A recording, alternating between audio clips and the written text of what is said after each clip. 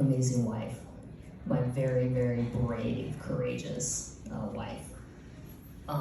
When I fell in love with Julie, I fell in love with her heart and her mind, and I was a extreme workaholic, as many, actually everybody I look at in the room, like, just happens to be in the front row, would tell you. And I was really drawn and attracted to a vision that Julie cast about reimagining belonging to one another. So we had both grown up in places that wasn't as easy to belong. And she had talked about these concepts of chosen family and how we should, how people shouldn't be lonely and how we should live among each other. It was very different, and I was very drawn and attracted to that vision. And then I fell in love with her heart.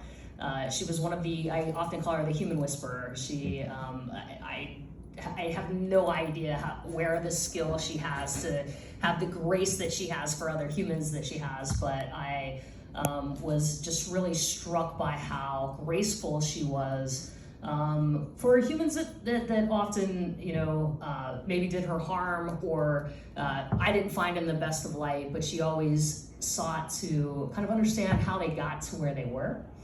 She didn't give them permission, but she really sought to understand how do these people become where they are, and I think that it really shows in the book in the way that she portrays, and she helps all of us understand. It's not just a hit piece. It really helps us understand how people got to where they are, how society got to where it is. But I think as I was falling in love with those parts of her, and I knew some of her story, it wasn't until this process that she went through with this book.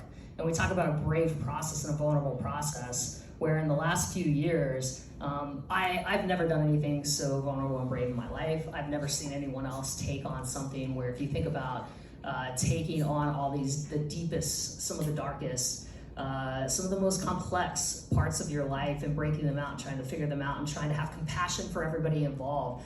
As I saw that, I realized this journey she was on is part of what made her this beautiful person with these visions and this heart and this mind that I fell in love with. And as she, I got to be some of the first ears on some of these readings for this story, and shared some tears with that, and fell in love with Julie as a writer. I keep telling her, your story is so compelling, it's gonna move people, it's gonna change lives, but I cannot wait till people engage you as a writer, because they have no idea what an extraordinary and talented and gifted writer, and I can't wait till she writes the next thing that's not about this, right? Like the next thing.